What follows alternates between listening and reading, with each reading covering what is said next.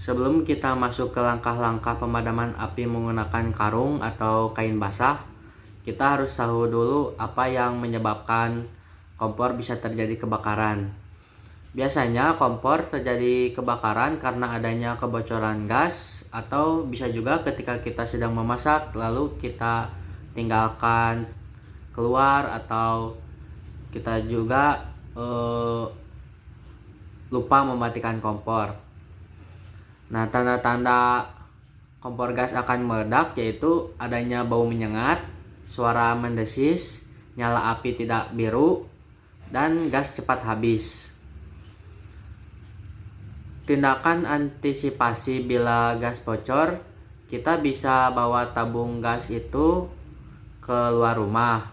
Jika ada sumber api, kita tidak boleh panik. Jika di rumah tidak mempunyai apar atau alat pemadam api ringan, kita bisa menggunakan karung goni atau kain yang dibasahi. Langkah-langkah untuk memadamkan api dengan kain basah yaitu: 1. Masukkan kain ke dalam air. Peganglah kain itu menutupi lengan. Yang kedua, posisikan kain di samping tubuh agar tidak menutup pandangan. Yang ketiga, posisikan karung di depan barang yang terbakar dengan tidak melawan arah angin. Posisi Anda harus berlindung di balik kain basah itu. Lalu yang keempat, tutuplah kobaran api dengan perlahan. Jangan dilempar kain basah yang Anda pegang. Lalu yang kelima, kain basah tadi diusap-usapkan pada bagian benda yang terbakar agar api cepat padam oleh air yang menempel.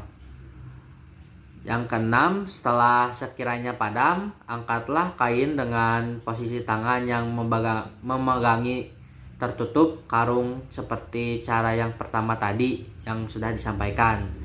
Ulangi langkah-langkah yang tadi disampaikan sampai api benar-benar mati dan padam.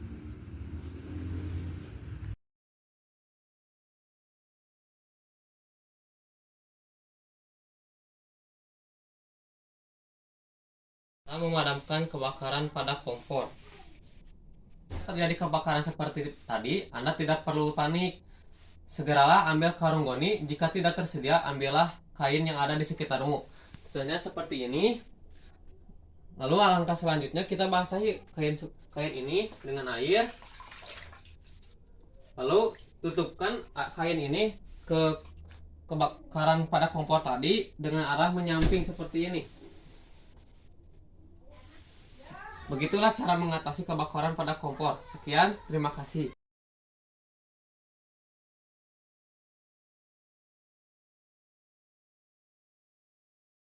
Pemadam api ringan yang disingkat APAR atau dalam bahasa Inggris Fire Extinguisher adalah alat pemadam api yang dapat dibawa dan dioperasikan oleh satu orang dan berdiri sendiri.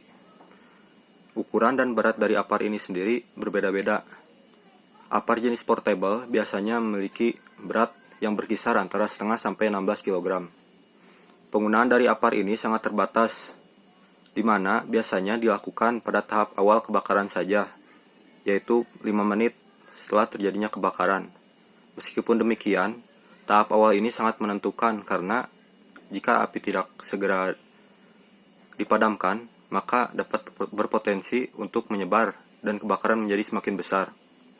Selain itu, ada hal yang harus diperhatikan untuk dihindari, seperti jenis bahan APAR tersebut.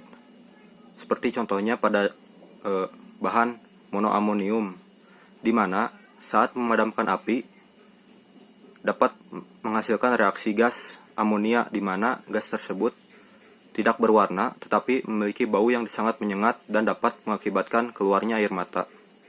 Terdapat beberapa persyaratan teknis yang berlaku untuk semua jenis APAR yang harus memenuhi ketentuan-ketentuan sebagai berikut. Yang pertama, tabung harus dalam keadaan baik, yaitu tidak berkarat. Yang kedua, harus dilengkapi dengan etiket atau petunjuk tata cara penggunaan. Yang ketiga, segel harus dalam keadaan utuh. Yang keempat, Tidak boleh ada kebocoran pada membran tabung gas bertekanan tinggi. Lalu yang kelima,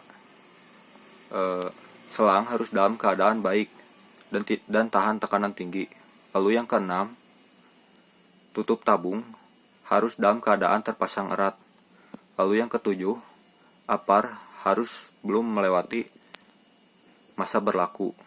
Lalu yang kedelapan, tabung apar harus menggunakan warna yang jelas terlihat, seperti pada kebanyakan apar, yaitu menggunakan warna merah.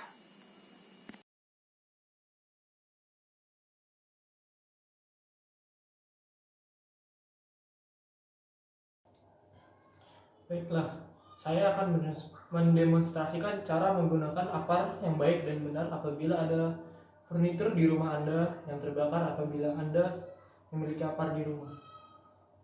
Apar itu adalah alat pemadam api ringan yang dapat Anda beli di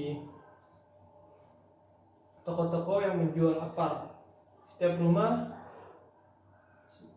seharusnya sudah memiliki apar. Apabila terjadi kebakaran, kita dapat menggunakan apar agar dapat memadamkan api tersebut.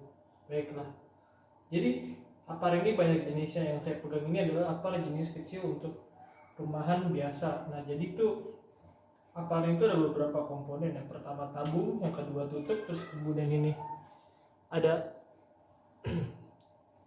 lubang kecil untuk mengeluarkan cairan yang ada di dalam apar. Kemudian di sini ada indikatornya. Terus kemudian di sini ada tombol tuas yang harus dipencet pertama, kemudian pencet kedua. Oke, baiklah. Langsung saja tata cara menggunakan apar. Yang pertama, pastikan apar Anda itu ada isinya. Kalau tidak ada isinya, nggak bisa kita matiin apinya. Kedua, pastikan ada api yang ingin dipadamkan. Misalnya, di sini ada api.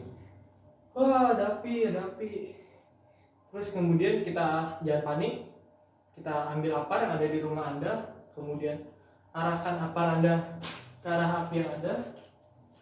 Ingat, jaga jarak dan tetap safety.